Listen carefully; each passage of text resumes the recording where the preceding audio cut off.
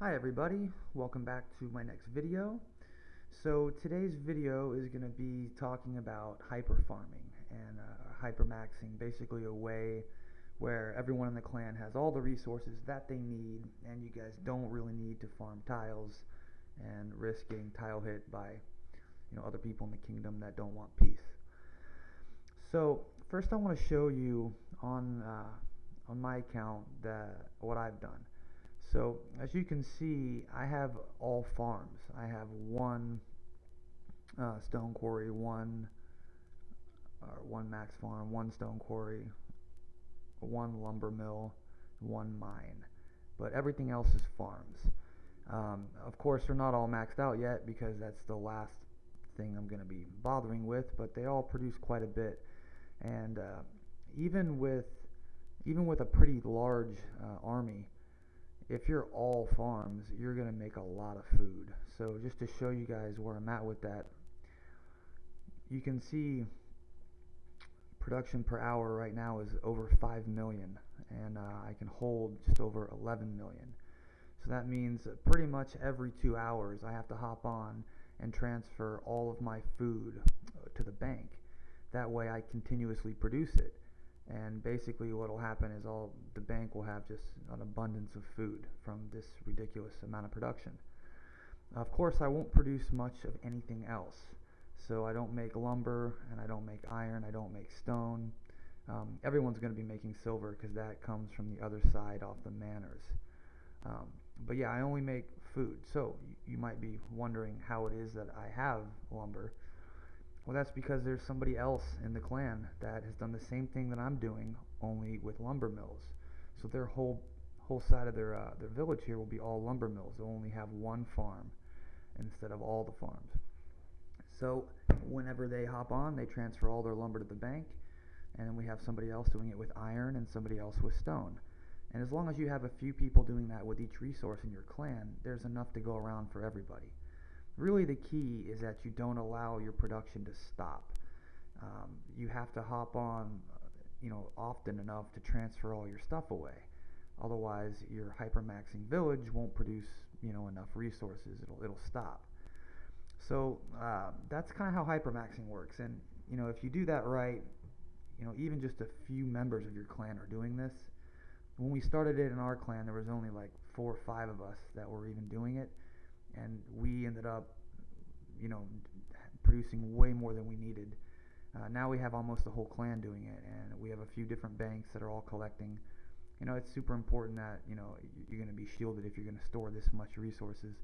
I know you can see that I have 301 million lumber, 35 million iron, and 33 million stone, 30 million silver. And that's because, again, a lot of the other Hypermax bases in the clan have sent me their lumber, and that's where that came from.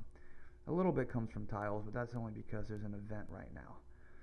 So that's kind of it for hypermaxing, and you just want everyone to be communicating and doing that together. But the next thing I wanted to talk about in this video was how to farm tiles safely. So first of all, there's no tile piece in our kingdom right now. We're Kingdom 203, and it's currently plagued with Russians that like to try to run everything and basically tell you what to do, and our clan doesn't like that, so there's no peace. And also, right now, there's a kingdom versus kingdom event, and you can see this guy is from the other kingdom. He's hanging out up here. So during kingdom versus kingdom, it's not good to farm tiles anyway, because of course it's a good target. So what I do is I still farm. I just send out 3,500 T1 troops to a tile at a time, and I usually do that with as many marches as I can. And you just gotta pay attention. You have to be online and watching your tiles. And if you see an enemy poured in and start trying to take out your tiles, you just pull your troops off before they hit you. And they're effectively wasting a port. They're breaking their shield, probably wasting speed up boost and all their other stuff. So you can really drain someone's resources if they're trying to hit your tiles, as long as you're watching. And again, the reason I don't send out a large amount of troops is I can't watch everything, and if I do get hit, I don't want to lose much. And losing 3,500 T1 troops is essentially fine with me. It's nothing. So this is the safe way to farm. So you hop on, you send off all your marches, with just a few troops at each one. A few minutes, they'll all come back with your rewards, and you can do it again when you're on next. That way, you're not risking a whole lot. I see so many big tile hits happening in our kingdom, and also, in other kingdoms too. It's because people go to a tile and they send, just a full march of troops. Well, yeah, that is a juicy target. You don't want to do that. You should only be farming with T1s. That's really all they're good for. That's what you want to use them for. Don't farm with your T5s that you got from packs. Don't farm with T4s, because when you lose those, it's a big hit to your influence and your power.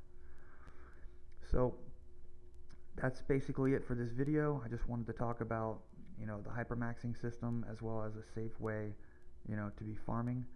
And you can see right here by my village, the two people next to me in the clan, because Silver Surfer is my name at the moment. We've got Zypher Z and Kabusikins. These two villages are basically farms.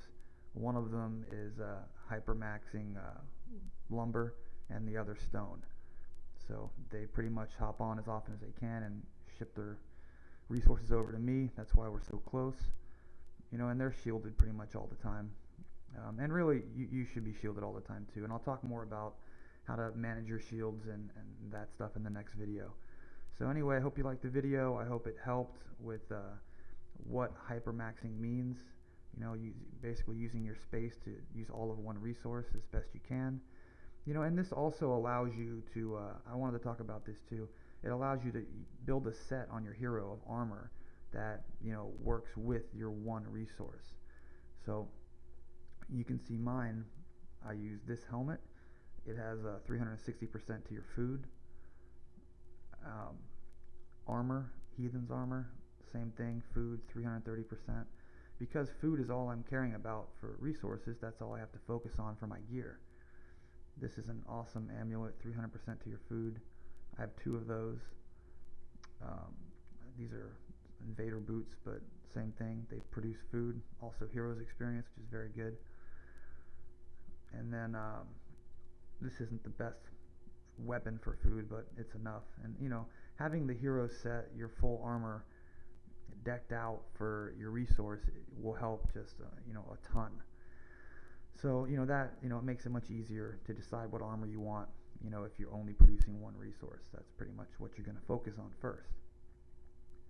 Okay, well, I hope you liked the video, guys. That's it for hypermaxing and farming, and I will be back in a day or so with another video. So yeah, leave me a comment, let me know if you liked it and what you'd like to see next.